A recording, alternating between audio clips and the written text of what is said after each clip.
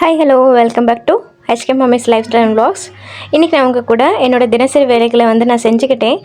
நாள் ஃபுல்லாக எப்படி நம்ம சுறுசுறுப்பாக வேலை செய்யலாம் ஹோம் மேக்கராக இருந்தால் கூட அப்படின்னு சொல்லிட்டு நான் உங்ககிட்ட நான் ஷேர் பண்ணுறேன். நிறைய சிஸ்டர் என்கிட்ட கமெண்ட்டில் கேட்குறது உண்டு. எப்படி சிஸ்டர் நீங்கள் வீட்டையும் பார்த்துட்டு நீங்கள் ஆரி நெக்ஸ்ட் நிறைய பிஸ்னஸ் சைடில் பண்ணிகிட்ருங்க, கூடவே யூடியூப் சேனலையும் ரன் பண்ணிகிட்டு இருக்கீங்க, எப்படி மேனேஜ் பண்ணுறீங்க அப்படின்னு சொல்லிட்டு நிறைய சிஸ்டர் கேட்டிருக்காங்க. ஸோ அதுதான் நம்ம கூட நான் இப்போ ஷேர் பண்ண போகிறேன். ஸோ நம்ம காலையிலேயே எனக்கு எழும்புற ஹேபிட் இருக்குது. நான் காலையிலேயே எழும்பி ஃபஸ்ட்டு என்னோடய பூஜை வேலைகளையும் முடிச்சுட்டு என்னுடைய சமையல் வேலைகளை முடிச்சிடுவேன். நான் எதையுமே பெண்டிங் போட மாட்டேன். சமையல் வேலையை முடிச்சிட்டாலே நமக்கு நமக்கு எவ்வளோ நேரம் இருக்குன்னு உங்களுக்கு அப்போ தான் தெரியும். நிறைய பெண்கள் காலையிலேயே வேலைக்கு போகிற பெண்கள் ஈஸியாக சமையல் வேலையை முடிச்சுட்டு வேலைக்கு போயிடுவாங்க. 8 மணி நேரம் 9 மணி நேரம் அதே டைம் தான் நமக்கும் இருக்குது. ஆனால் நம்ம பசங்களுக்கு காலையில் அறக்க பறக்க சமைச்சு கொடுத்துட்டு அப்புறம் நமக்கான ஒரு ரிலாக்ஸ் டைம் வேணும் அப்படின்னு சொல்லிட்டு மொபைல் பார்க்க உட்காந்தோன்னா நமக்கு டைம் போகிறதே தெரியாது. ஸோ நானும் சில டைம் இன்ஸ்டாகிராம்குள்ளே போயிட்டேன் அப்படின்னா ஏதாவது ஒரு லேர்னிங்காக தான் போவேன். பட் நிறைய நமக்கு ஃபீல்டில் வந்துகிட்டே இருக்கும்போது நம்ம ஆட்டோமேட்டிக்காக நம்ம டைம் வேஸ்ட் ஆகிடும். ஏதாவது வேலை இருந்துச்சுன்னா ஐயோ டைம் வேஸ்ட் ஆகிடுச்சு அப்படின்னு சொல்லிட்டு கடற்கடன் அடுத்த வேலையை பார்ப்போம். பட் நமக்கு அடுத்த வேலைகள் எதுவும் இல்லை அப்படின்னா நம்ம அப்படியே அந்த இன்ஸ்டாகிராமோ யூடியூப்லேயோ உட்காந்துருவோம். ஸோ நீங்கள் பாருங்கள், பார்க்குறது தப்பில்லை, நானும் பார்ப்பேன். பட் என்னென்னா அதுக்கான ஒரு டைம் கொஞ்சம் ஒதுக்கிக்கிட்டோம் அப்படின்னா ஈஸியாக நம்மளுடைய கிச்சன் வேலைகளை முடிச்சுட்டு ப்ராப்பராக எல்லா வேலைகளையும் முடிச்சுட்டுமே நமக்கான லேர்னிங்கான டைம் கொஞ்சம் கொடுத்துக்கலாம் நம்மளுடைய க்ரோத்துக்காக. நிறைய பெண்களுக்கு வேலைக்கு போக வேண்டிய அவசியம் இருக்காது, வீட்டில் இருந்தும் வேலைக்கு போக வேண்டிய அவசியம் இருக்காது. ஸோ அவங்க ஒரு ஹெல்த்தியான ஹேபிட் எடுத்துகிட்டு நீங்கள் உங்கள் லைஃப் ஸ்டைலில் நல்லா ஸ்மூத்தாக ரன் பண்ணலாம். பட் கொஞ்சம் சப்போர்ட் பண்ணலாம். ஹஸ்பண்டுக்கு நல்லா படிச்சிருப்போம், வேலைக்கு போக முடியாத சிச்சுவேஷன் இருக்கும், லைக் என்ன மாதிரி கூட வச்சுக்கோங்க. குழந்தைங்கள பார்த்துக்கிற வேண்டிய சிச்சுவேஷனால் நான் ஜாபை விட வேண்டியதாகிடுச்சு. பட் எனக்கு வீட்டில் டைம் இருக்குது. நான் காலையிலேயே பசங்களுக்கு சரி ஹஸ்பண்டுக்கும் சரி சமைச்சு கொடுத்ததுக்கப்புறம் எனக்கு டைம் இருக்கும்போது அந்த டைமை நான் வேஸ்ட் பண்ணுறதுக்காக விரும்பலை. அந்த டைமில் தான் நான் நிறைய கற்றுக்கிட்டேன். நான் என்னெல்லாம் கற்றுக்கிட்டேன்னு உங்ககிட்ட நான் ஷேர் பண்ணுறேன் பாருங்கள். ஃபஸ்ட்டு நான் கற்றுக்கிட்டது ஆரி தான். ஒரு 2.5 இயர்ஸ் முன்னாடி நான் கற்றுக்கிட்டேன் ஆரி பண்ணிகிட்டே இருக்கும்போது பசங்க ரொம்ப குட்டி பசங்க, பையன் மட்டும் தான் ஸ்கூல் போயிட்டு இருந்தான், பாப்பா ரொம்ப குட்டி பாப்பா. ஸோ அந்த டைமில் கற்றுக்கிற டைமில் பீடெல்லாம் எடுத்து வாயில் போட்டுடுவா. அதனால கொஞ்சம் கேப் எடுத்துக்கிட்டேன். கொஞ்சம் அவங்க தவழ்ந்து அந்த மாதிரி கொஞ்சம் பெருசாக வளரும்போது சொன்னால் புரிஞ்சுக்கிற ஸ்டேஜ் வரும்போது மறுபடியும் நான் மறுபடியும் லேர்ன் பண்ண கண்டினியூ பண்ணேன். ஸோ அந்த டைமில் நான் லேர்ன் பண்ணிக்கிட்ட போது அது ரிலேட்டடாக இருக்கக்கூடிய எனக்கு சில்க் த்ரெட் பேங்கிள்ஸ் எப்படி செய்கிறது, சில்க் த்ரெட் ஜுவல்லரி எப்படி பண்ணுறது, நெக்ஸ்ட் நம்ம வீட்லேயே நீங்கள் நிறைய இப்போ ஸ்டோன் பேங்கிள் இருக்கட்டும், பிரேஸ்லெட்டாக இருக்கட்டும், ஸ்டட்டாக இருக்கட்டும், எவ்வளோ விஷயங்கள் இருக்குது. நீங்கள் ஒரு விஷயத்தை கற்றுக்கும் போதே அது ரிலேட்டடாக இருக்கக்கூடிய நிறைய விஷயங்கள் உங்களுக்கு தெரிய வந்துடும். இப்போ ஒரு த்ரெட்டு சில்க் த்ரெட்டே எடுத்துக்கோங்க, அந்த த்ரெட்டை நீங்கள் ஆரிக்காகவும் யூஸ் பண்ணலாம், சில்க் த்ரெட் பேங்கிள்ஸ் பண்ணவும் யூஸ் பண்ணலாம். ஸோ இந்த மாதிரி ஒரு விஷயங்கள் கற்றுக்கும் போதே நிறைய விஷயங்கள் உங்களுக்கு அது ரிலேட்டடாக தெரிய வந்துடும். ஸோ அந்த டைமை நீங்கள் யூஸ்ஃபுல்லாக ஸ்பெண்ட் பண்ணலாம் லேர்னிங்காக. உங்களுடைய பேஷன் எது? நிறைய பேருக்கு குக்கிங்காக இருக்கலாம், நிறைய பேருக்கு பேக்கிங்காக இருக்கலாம், நிறைய பேருக்கு இந்த மாதிரி ஜுவல்லரியாக இருக்கலாம், நெக்ஸ்ட்டு டெய்லரிங்காக இருக்கலாம், ஃபேஷன் டிசைனிங்காக இருக்கலாம். ஸோ உங்களுக்கு எது பிடிக்குமோ அதை நீங்கள் லேர்ன் பண்ண ஸ்டார்ட் பண்ணுங்கள். நம்ம கல்யாணத்துக்கு முன்னாடி நிறைய விஷயங்கள் யோசிச்சு வச்சுருப்போம். நிறைய விஷயங்கள் கற்றுக்கணும், நிறைய விஷயங்கள் பண்ணணும், எக்ஸ்ப்ளோர் பண்ணணும், எக்கச்சக்கமாக யோசிச்சு வச்சுருப்போம். ஆனால் கல்யாணத்துக்கு அப்புறம் குழந்தைங்க வந்ததுக்கப்புறம் அதை அப்படி மூட்டை கட்டி வச்சுருவோம். ஸோ அப்படிலாம் இல்லாமல் கிடைக்கிற டைமை யூஸ்ஃபுல்லாக நீங்கள் ஸ்பெண்ட் பண்ணுங்கள். மொபைலும் பாருங்கள்.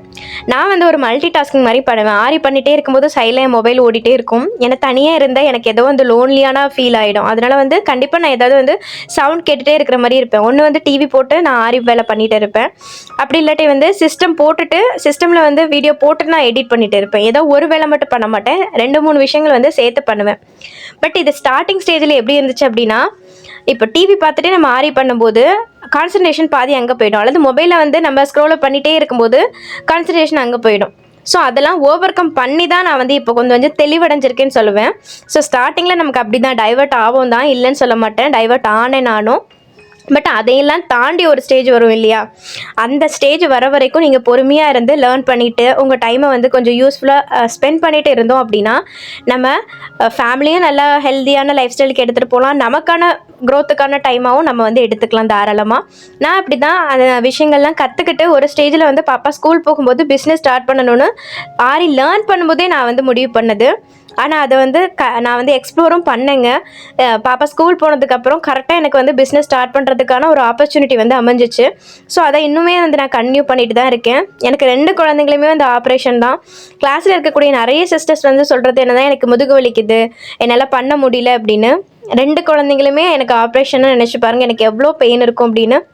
ஸ்டார்டிங்கில் ரொம்ப பெயின் இருக்கும், கழுத்தை திருப்ப கூட முடியாது, முதுகு வலி, செம்ம முதுகு வலி வலிக்குங்க. ஆனால் அதையும் நான் பொருட்படுத்தாமல் கற்றுக்கிட்டு ஒர்க் பண்ணிவிட்டு ஒரு சில ஸ்டேஜில் வந்து தோணும், ஐயோ இது என்னடா நம்ம 4 நாளாக இருந்து போட்டுட்ருக்கோம், இதுக்கு நம்ம வேறு ஏதாவது பண்ணலாமே அப்படி கூட தோணியிருக்கும். பட்டு இல்லை, நம்ம இது தான் பண்ணணும். ஏன்னா வந்து எனக்கு அது ரொம்ப பிடிக்கும், ஆரி பண்ணுறது ரொம்ப பிடிக்கும். அதனால வந்து எனக்கு மைண்ட் வந்து மாறலை, யாரையும் என் மைண்டை வந்து சேஞ்ச் பண்ணவும் முடியல. இல்லை உன்னால் முடியாது அப்படின்னு சொன்னால் கூட, ஏன் முடியாது, என்ன மாதிரி நிறைய பேர் பண்ணுறாங்கல்ல, ஏன் முடியாது என்னால், நான் பண்ணுவேன்னு சொல்லிட்டு நான் பண்ணுற ஹேபிட்டு.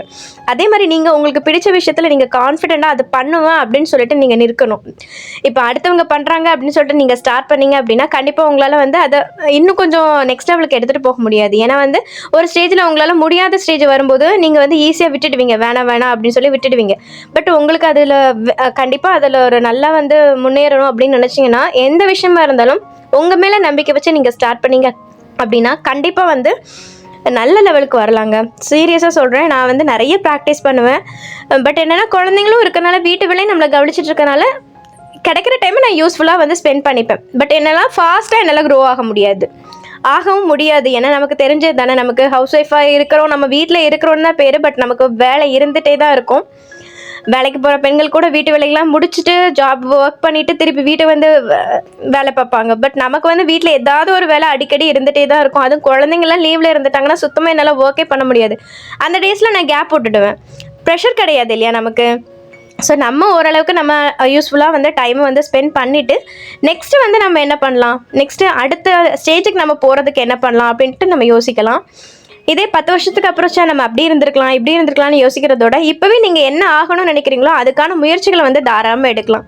நான் 10 வருஷத்துக்கு முன்னாடி நான் எக்கச்சக்கமாக யோசிச்சிருந்தேன் நிறைய, ஆனால் அது எதுவுமே நடக்கலை உண்மையாக சொல்லணும்னா. பட் இப்போ நான் என்ன ஃபீல் பண்ணேன்னா அடுத்த 10 வருஷத்துக்கு அப்புறம் நான் எப்படி இருப்பேன் அப்படின்னு சொல்லிட்டு நான் கண்டிப்பாக இது வந்து நம்ம நடக்கணும், நம்ம வந்து அதுக்கான முயற்சிகளை எடுக்கணும் அப்படின்னு சொல்லிட்டு தான் நான் இப்போ வந்து ட்ரை பண்ணிட்டு இருக்கேன். ஸோ அதனால் வந்து இது மட்டும் இல்லை, நான் வந்து எனக்கு தெரிஞ்ச விஷயத்த ஷேர் பண்ணியிருக்கேன். காலையில் என்னோடய வேலைகளை முடிச்சிருவேன், நான் முடிச்சுட்டு எனக்கான லேர்னிங்கான டைமும் இருக்கும், என்னால் ப்ராக்டிஸ்க்கான டைமும் இருக்கும், பிஸ்னஸ் பண்ணுறதுக்கான டைமும் இருக்கும். ஸோ இப்போ வந்து என்னென்னா, இப்போ நம்ம டெய்லரிங் கற்றுக்கும் போது ஏதாவது ஒன்று விடுற மாதிரி இருக்குது, ஆரி வந்து கொஞ்சம் ஸ்டாப் பண்ணுற மாதிரி இருக்குது. இருந்தாலும் வந்து நான் முழுசாக விட்டுற மாட்டேன். டெய்லரிங் கிளாஸ் போகும்போது கண்டிப்பாக ஆரி வந்து அதுக்கு அடுத்தது என்ன கொஞ்சம் ஸ்லோவாகிடும், மறுபடியும் வந்து ப்ராக்டிஸ் பண்ணும்போது தாராளமாக வந்துடும். ஏன்னா இப்போ நம்ம ஆரி போட்டு கொடுத்துட்ருக்கேன். அந்த டைமில் அவங்க என்ன கேட்குறாங்க அப்படின்னா, உங்களுக்கு வந்து ஸ்டிச் பண்ண தெரியுமான்னு கேட்குறாங்க. எனக்கு ஸ்டிச் பண்ண தெரியாதனால நிறைய பேர் வந்து ஆர்டர்ஸ் எனக்கு கொடுக்க மாட்றாங்க. ஏன்னா எனக்கு நான் ஆரி போட்டு இன்னொருத்தங்கிட்ட ஸ்டிச் பண்ணி அது 2-3 வேலையும் ஆகிடும்னு சொல்லிட்டு பயப்படுறாங்க. இதுவே நமக்கு ஸ்டிச்சிங்கும் தெரிஞ்சுட்டு அப்படின்னா தாராளமாக நம்ம ஆரி ப்ளவுஸ் டிசைனுக்கு 1000 ரூபாய், ஸ்டிச்சிங்க்கு ஒரு 500 ரூபாய், வாரத்தில் 2 ப்ளவுஸ் போட்டால் போதுங்க, அல்லது வாரத்தில் 1 ப்ளவுஸ் ஸ்டார்டிங்கில் போட்டாலே போதும். ஸோ நான் என்னோடய ஃபீல்டில் சொல்கிறேன் நான். ஸோ உங்களுக்கு எதுனா கூட பிடிக்கலாம். நான் ஏற்கனவே சொன்ன மாதிரி உங்களால் படிச்சிருந்தீங்க அப்படின்னா தாராளமாக நிறைய விஷயங்கள் நீங்கள் வீட்டில் இருந்தே கற்றுக்கலாம். படிக்கலைனாலும் இப்போ நிறைய விஷயங்கள் இருக்குங்க கற்றுக்கிறதுக்கு. ஸோ அந்த மாதிரி வந்து உங்களுக்கு எது பிடிக்குமோ, எது ரிலேட்டடாக நீங்கள் முன்னேறணும்னு ஆசைப்படுறீங்களோ அதெல்லாம் நீங்கள் சர்ச் பண்ணி பாருங்கள் யூடியூப்பில். அதுலேயே முன்னேறி வளர்ந்துருப்பாங்க இல்லையா, அவங்களெல்லாம் வந்து ஃபாலோ பண்ணி வச்சுக்கோங்க. அவங்க எப்படி வந்து ப்ராக்டிஸ் பண்ணியிருக்காங்க, எந்த மாதிரி வந்து முன்னேறிக்கிறாங்கன்ட்டு நீங்கள் அதை பார்த்து தெரியும்போது உங்களுக்கே அது ஒரு மோட்டிவேட்டராக இருக்கும். நான் அப்படி தான் என்னோடய ஃபீல்டில் இருக்கக்கூடியவங்களை வந்து நிறைய வந்து நான் ஃபாலோ பண்ணி வச்சுப்பேன். ஸோ அவங்க எந்த அளவுக்கு ப்ராக்டிஸ் பண்ணுறாங்க, எப்படிலாம் வந்து முன்னேறி வந்திருக்காங்கன்னு சொல்லிட்டு நான் பார்ப்பேன். ஸோ அது மாதிரி தான் நீங்கள் வந்து ஹவுஸ் ஒய்ஃபாக இருந்தால் கூட நம்மளாலையும் வந்து சம்பாதிக்க முடியும் அப்படின்னு சொல்லிட்டு நீங்கள் நினச்சிட்டிங்க அப்படின்னா கண்டிப்பாக நம்ம வந்து கண்டிப்பாக வந்து முன்னேறலாம். ஸோ நான் இன்றைக்கி வந்து ஜஸ்ட்டு ஆரிலாம் இல்லாத போது க்ளீனிங் வேலையை தான் உங்கள் கூட நான் ஷேர் பண்ணியிருந்தேன். கிச்சன்லாம் ரொம்ப மெஸ்ஸியாக இருந்துச்சு. டெய்லியுமே கிச்சன்லேருந்து க்ளீன்லாம் பண்ணிகிட்டே இருக்க மாட்டேன் நான், அங்கங்கே பொருட்கள் அங்கங்கே இருக்கும். ஸோ ஒரு நாள் வந்து மெனக்கெட்டு ஃப்ரீயாக இருக்கிற டைமில் என்னுடைய செல்ஃப் கேருக்காக இருக்கட்டும், நெக்ஸ்ட் இந்த மாதிரி க்ளீனிங் வேலைக்காக இருக்கட்டும், நெக்ஸ்ட் வந்து அடுத்த வாரத்துக்கான என்னென்ன பிளான் பண்ணணும், அந்த மாதிரி ஹெல்த்தி லைஃப் ஸ்டைலுக்காக என்ன நம்ம பண்ணணும், ஏதாவது பொடி அரைச்சி வைக்கிறதா இருக்கட்டும், அந்த மாதிரி வேலையை வந்து ஒரு நாள் பண்ணிடுவேன். பண்ணும்போது நான் வீடியோ எடுத்துடுவேன். ஸோ வீடியோ எடுத்து உங்ககிட்ட நான் ஷேர் பண்ணிடுவேன். ஆரி பண்ணும்போது ஆரிக்கான சேனலில் நான் வீடியோ போட்டுடுவேன். ஸோ நம்ம வந்து ஒரு வீடியோ எடுத்து 2-3 சேனலில் நான் இன்ஸ்டாகிராம், யூடியூப்பில் போட்டுட்ருக்கேன். ஸோ நம்ம பண்ணுற வேலை தான் என்னென்னா, நம்ம எப்போவுமே மொபைல் யூஸ் பண்ணுற மாதிரி இருக்குது. நான் எடிட்டிங்காக யூஸ் பண்ண வேண்டியதாக இருக்குது, வீடியோ டேக்கிங்காக யூஸ் பண்ணுற வேண்டியதாக இருக்குது, நெக்ஸ்ட் வந்து நம்ம ஏதாவது லேர்ன் பண்ணுறதுக்காகவும் மொபைல் யூஸ் பண்ண வேண்டியதாக இருக்குது. பட் நம்ம யூஸ்ஃபுல்லாக ஸ்பெண்ட் பண்ணுறோம் இல்லையா, அதில் ஒரு சாட்டிஸ்ஃபேக்ஷன் இருக்குது. சும்மா தேவையில்லாமல் ரீல்ஸ் பார்த்துட்டு நம்ம டைம் வந்து போகிறத விட ஒரு மோட்டிவேஷ்னலாக உங்களுக்கு ஏதாவது ஸ்பீச் பிடிக்குமோ அவங்கள ஃபாலோ பண்ணுங்கள். பட் என்னென்னா, ஒரு டைமுக்காக ஃபுல்லாகவே இருந்து நீங்கள் டே ஃபுல்லாக விலாகே பார்த்துட்டு ஒரு விலாக் இன்னொரு விலாக் பார்த்துட்டே இருக்கிறத விட ஒரு வேலை செஞ்சுட்டே நீங்கள் பார்க்கலாம். அல்லது வந்து இந்த டைமுக்காக செட் பண்ணிவிட்டு அது ஒரு ரிலாக்ஸேஷன் தான். கண்டிப்பாக வந்து அது ஒரு ரிலாக்ஸேஷன் தான் ஹோம் மேக்கர்ஸ்க்கு நம்ம மொபைல் பார்க்குறது. பட் அதுவே வந்து நம்ம ஃபுல்லாக அடிக்ட் ஆகாமல் நம்ம அடுத்தது என்ன பண்ணலாம் அப்படின்னு சொல்லிட்டு நீங்கள் யோசிச்சு பார்த்துட்டே இருந்தீங்க அப்படின்னா உங்களுக்கு சூப்பராக வந்து நம்ம ஹவுஸ் ஒய்ஃபாக இருந்தால் கூட ஈஸியாக வந்து முன்னேறலாம். ஸோ அதுதான் நான் உங்ககிட்ட ஷேர் பண்ணணும்னு நினச்சேன். ஒரு சிஸ்டர் கூட கேட்டிருந்தாங்க, அவங்களுக்காக தான் மெயினாக இந்த வீடியோ போட்டிருக்கேன் நான். ஸோ நிறைய விஷயங்கள் வந்து நம்ம கற்றுக்கலாம். ஹவுஸ் ஒய்ஃபாக இருந்தால் கூட நம்ம வந்து நிறைய விஷயங்கள் வந்து கற்றுட்டு நம்ம வந்து சின்ன பிஸ்னஸை வீட்டில் இருந்தே ஸ்டார்ட் பண்ணலாம். உடனே வந்து நமக்கு வந்து ரீச் ஆகிடுவோம் அப்படின்னு இல்லாமல் கொஞ்சம் கொஞ்சமாக நீங்கள் பண்ணுற வேலைகளை அப்படி போஸ்ட் பண்ணிகிட்டே இருந்தோம் அப்படின்னா கண்டிப்பாக வந்து இப்போ சோஷியல் மீடியா வந்து செம்மையாக வளர்ந்துருக்கு. அதுக்கேற்ற மாதிரி மக்களும் வந்து அந்த சோஷியல் மீடியாவை யூஸ் பண்ணி வளர்ந்துட்டுருக்காங்க. நீங்கள் பார்த்தாலே தெரியும். ஸோ சோஷியல் மீடியா மூலமாக எத்தனை பேருக்கு எவ்வளோ ஆர்டர்ஸ் வருது. ஸோ இப்போ எனக்குமே இன்னுமே வந்து ஆன்லைன் ஆர்டர்ஸாக வந்தது கிடையாது. நம்ம பேஜை பார்த்து பேஜை பார்த்து வந்தது கிடையாது. பட் நம்மளுடைய வாட்ஸ்அப் ஸ்டேட்டஸ்லாம் பார்த்து என்னுடைய கசின்ஸ் கொடுப்பாங்க, டீச்சர்ஸ் கொடுப்பாங்க, டெய்லர் சிஸ்டர் கொடுப்பாங்க. பட் இன்னும் நம்ம வளர வேண்டியது இருக்குது. ஸோ அதனால் அதுக்கான முயற்சிகளையும் அதுக்கான உழைப்பையும் நீங்கள் போட்டுகிட்டே இருந்தீங்க அப்படின்னா கண்டிப்பாக வந்து ஒரு நாள் வந்து நல்ல ரீச் கிடைக்கும். நம்மளும் வந்து ஈஸியாக வந்து ஆன்லைன் மூலமாகவே நிறைய ஆர்டர்ஸ் எடுத்து பண்ண முடியும். ஸோ இது நான் என்னோடய ஃபீல்டுக்காக சொல்கிறேன். ஸோ உங்களோட எது ஃபீல்டோ அதுக்கு ஏற்ற மாதிரி நீங்கள் வந்து ஃபாலோ பண்ணி அதை வந்து நீங்கள் கோத்ரூ பண்ணுங்கள். ஸோ கண்டிப்பாக வந்து ஹோம் மேக்கர்ஸாலையும் சம்பாதிக்க முடியும். இப்போ இல்லைனாலும் நீங்கள் அதுக்கான முயற்சிகளை போடும்போது அதுக்கான பலன்கள் வந்து கண்டிப்பாக கிடைக்கும். ஸோ இந்த வீடியோ பிடிச்சிருந்துச்சி, மோட்டிவேட்டடாக இருந்ததுன்னா கண்டிப்பாக வந்து ஒரு லைக் பண்ணிவிட்டு சப்ஸ்கிரைப் பண்ணி வச்சுக்கோங்க. இன்னும் நான் என்னென்ன மாதிரி ஹெல்த்தியான லைஃப் ஸ்டைல் ஃபாலோ பண்ணுறேன், என்னென்ன மாதிரி பிளான் பண்ணுறேன் அப்படின்னு சொல்லிட்டு உங்ககிட்ட நான் நிறைய ஷேர் பண்ணுறேன். இன்னொரு வீடியோவில் பார்க்கலாம். பாய்.